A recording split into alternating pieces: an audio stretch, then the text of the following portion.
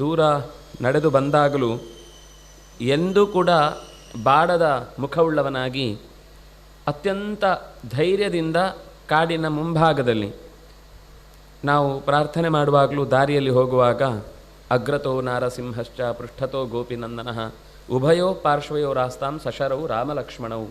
ರಾಮ ಮತ್ತು ಲಕ್ಷ್ಮಣ ಇಬ್ಬರು ಎರಡು ಪಾರ್ಶ್ವದಲ್ಲಿ ನಿಂತು ನಮಗೆ ದಾರಿಯುದ್ದಕ್ಕೂ ರಕ್ಷಣೆಯನ್ನು ಒದಗಿಸ್ತಾರೆ.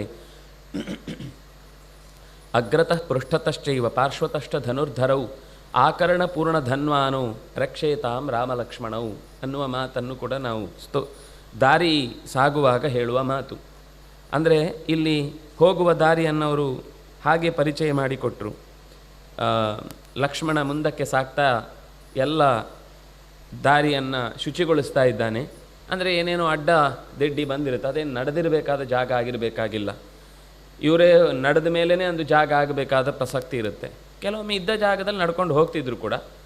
ಆದರೆ ಕೆಲವೊಂದು ಜಾಗದಲ್ಲಿ ಅದು ಹಾದು ಹೋಗುವಾಗ ಇದು ಹೋಗ್ಲಿಕ್ಕೆ ಯೋಗ್ಯವೋ ಅಲ್ಲವೋ ಇತ್ಯಾದಿ ಏನು ಗೊತ್ತಾಗದೇ ಇದ್ದಾಗ ಲಕ್ಷ್ಮಣ ಒಂದು ಬಾರಿ ಆ ದಾರಿಯನ್ನು ಪರೀಕ್ಷೆ ಮಾಡಿ ಆಮೇಲೆ ಇಲ್ಲಿಂದ ಮುಂದೆ ಹೋಗ್ಬೋದು, ಕೆಲವೊಂದು ಬಾರಿ ನೀವು ಇಲ್ಲೇ ನಿಲ್ಲಿ ಅಂತ ಮಧ್ಯದಲ್ಲಿ ಯಾವಾಗಲೂ ಸೀತೆ ಇರ್ತಿದ್ಲು, ಹಿಂದೆ ಮುಂದೆ ರಾಮ ಲಕ್ಷ್ಮಣರು ಇರ್ತಿದ್ರು.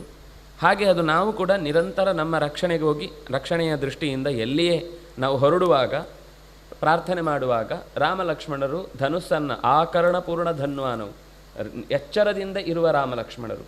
ಮಲಗಿದ ರೀತಿಯಲ್ಲಿ ಭಗವಂತನಿಗೆ ಮಲಗುವಿಕೆ ಅನ್ನೋದು ಇಲ್ಲವೇ ಇಲ್ಲ ಬಿಡಿ. ಆದರೂ ಶೇಷ ಅಂದಾಗ ಮಲಗಿದವನು ಅಂತ ನಮ್ಮ ತಲೆಯಲ್ಲಿ. ಆದರೆ ರಾಮಚಂದ್ರನ ಸೇವೆಗೋಸ್ಕರ ಅವನು ಯಾವಾಗಲೂ ಜಾಗರೂಕನಾಗಿರ್ತಾನೆ ಅನ್ನೋದನ್ನು ನೆನಪಿಸುವಂತೆ ಲಕ್ಷ್ಮಣನ ನೆನಪು ನಮಗೆ ದಾರಿಯಲ್ಲಿ ನಿರಂತರ ಇದ್ದಷ್ಟು ಅಪಾಯಗಳನ್ನು ನಾವು ತಪ್ಪಿಸಿಕೊಳ್ಳುವುದಕ್ಕೆ ಅಥವಾ ಹೋಗುವ ದಾರಿಯಲ್ಲಿ ಸಿದ್ಧಿಯನ್ನು ಪಡೆಯುವುದಕ್ಕಾಗಿ ಸ್ಮರಣೆ ಮಾಡಬೇಕು ಅಂತ ಹೇಳ್ತಾರೆ.